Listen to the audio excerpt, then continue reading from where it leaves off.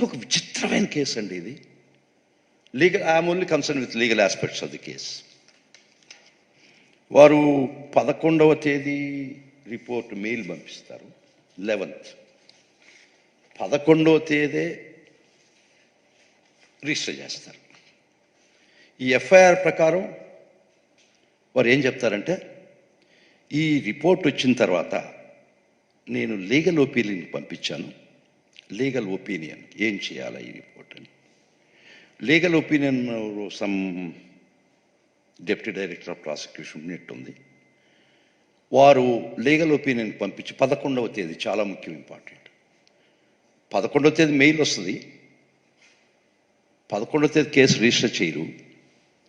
11 legal opinion పంపిస్తారు. 11 legal, very very crucial legal opinion పంపిస్తారు.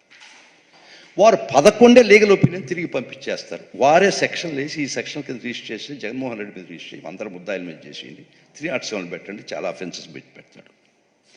కానీ ఒక విచిత్రం, మళ్ళా వాళ్ళు మారుస్తారేమో డేట్స్ నాకు తెలియదు కానీ, but record is there.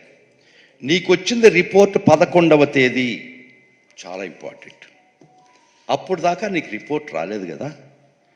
Legal ఒపీనియన్కి ఎప్పుడు రాసి ఉండాలి నువ్వు? 11 రాసి ఉండాలి, లేకపోతే 12 రాసి ఉండాలి, అవునా కాదా? Common sense. 10వ తేదీ లీగల్ ఒపీనియన్ రాసి ఉన్నాడు ఈయన, డైరెక్టర్ ఆఫ్ ప్రాసిక్యూషన్. అంటే బిడ్డ పుట్టక ముందే. ఎంత మ్యానిపులేటెడ్ కేసు అంటే ఇది. నీకు అసలు రిపోర్ట్ వచ్చిందే 11/6 కదా, 11/6. 11/6 నీకు రిపోర్ట్ ఇస్తే కలగన్నావా, సోదికి పోయినావా, లేకపోతే అంజనేసావా ఎక్కడైనా? 10వ తేదీ నువ్వు లీగల్ ఒపీనియన్ రాస్తావా?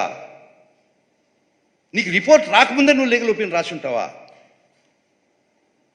ఇంతకన్నా మ్యానిపులేటెడ్ కేసు ఇంకేం బయట పెడతావు ఈ స్టేజ్లో? నువ్వు ఎప్పుడు రాసి ఉండాలి లీగల్ ఒపీనియన్కి?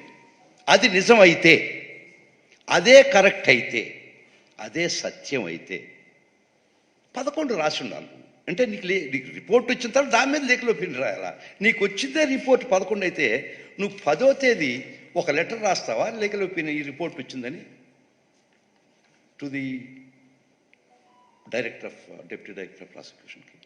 సో ఈ ఒక్క విషయం చాలదా?